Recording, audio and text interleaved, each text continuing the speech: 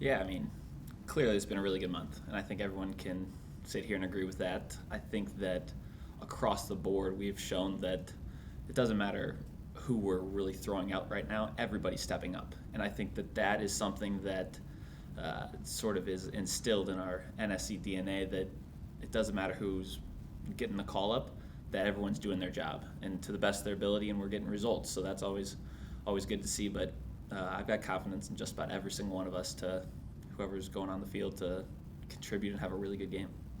Thanks, Jack. We'll start with Ben again, go down the line, and us two down. Yeah, just to kind of follow up on what you just talked about, it feels like maybe in years past playing without Walker would have been pretty significant just for the results you got. And obviously he's a crucial player on the team. But just the depth that you guys have at center back, getting performances from Jason, Josh, even Chris coming in at 17.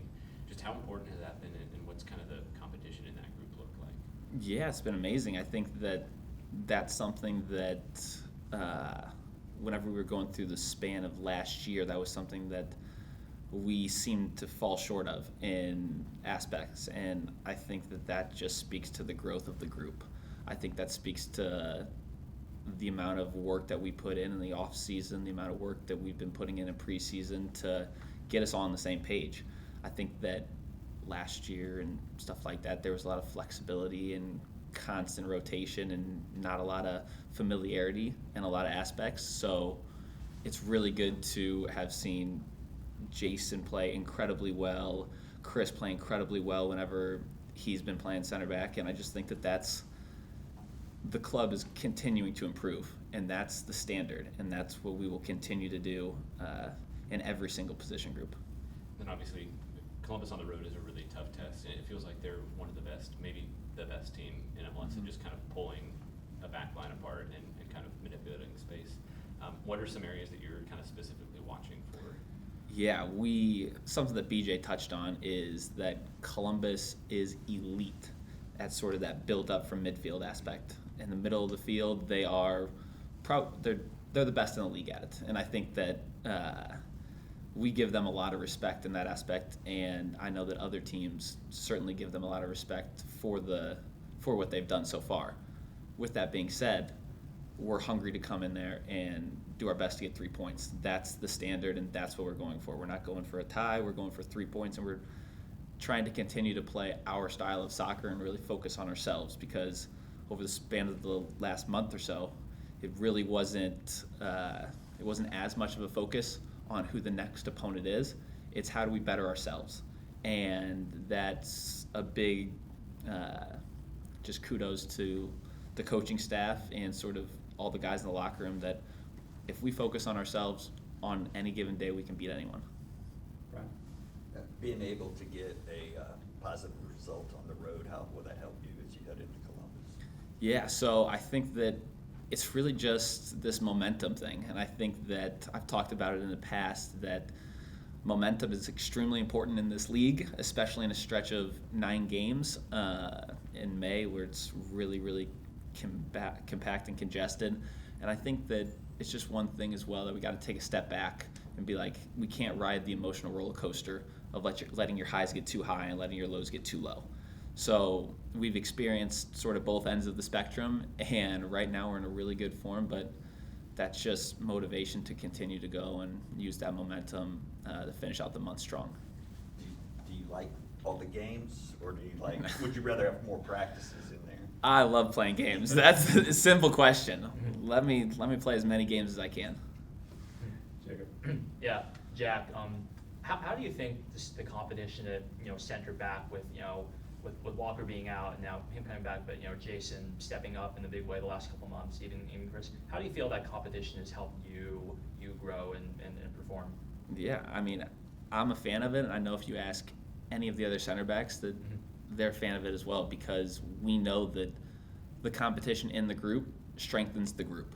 And at the end of the day, that's really all that matters. And it's good to put that pressure on BJ and the coaching staff, because at the end of the day, whoever's name gets called is going to go out there and do a job, and we know that.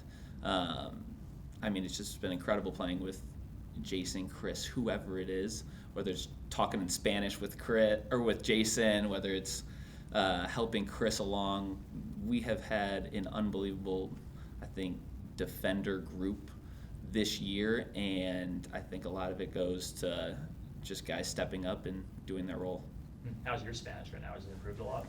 Actually, I've been taking Spanish class, and Chris has been taking some Spanish classes too, which is something I would never have done until this year because you sort of knew the importance of it, and just little things like that. A couple times a week, we got a Spanish teacher up here, and we're just trying to do everything we can to sort of maximize our performance, and that goes back to whether it's in the off season or whether it's preseason. It's something that we knew from day one would be important. So every single 100% that we can take, we're doing. Maher? How does this unbeaten stretch reinforce both what you guys are doing and BJ's vision? Yeah, I think that from day one, I think that his vision and just the club's vision has never been to go someplace and just get a tie. Like, he isn't that type of coach. He is the type of coach that is every single game that we go to, we're trying to win and we're trying to get 3 points, and that's just something that BJ's sort of instilled in us. I think that it's brought to life now in the character of the locker room and the character of the group, and it's something that you can say that, and some teams, I'm sure every team will say that, but I think the difference in this team that we have right now is that everyone in that locker room believes it, and I think that will go a long way for us. And I asked BJ kind of about the unselfishness in the final third, and I thought Sam's goal was a good example of it. I feel like Hani kind of could have taken that shot, chose to volley it to Sam. How have you seen that evolve in the group as a whole? Yeah, I mean, their relationship as two of the best strikers in the league is just continuing to perform and continue to grow and strengthen. I think that it was tough early on for Hani and Sam to sort of get on the same page with each other, and I think now, just in the amount of chances we're creating, that there isn't the sort of pressure on, oh, if I get one chance, I have to take it for myself. BJ's spent a lot of time with how do we create more goal-scoring opportunities, and we've had significantly more this year so far, and that's sort of helped, I think, alleviate some of the pressure, not knowing if the individual on the day is going to get more than one chance. And I think that really has helped them lean on each other, and just their chemistry's grown so much over this year.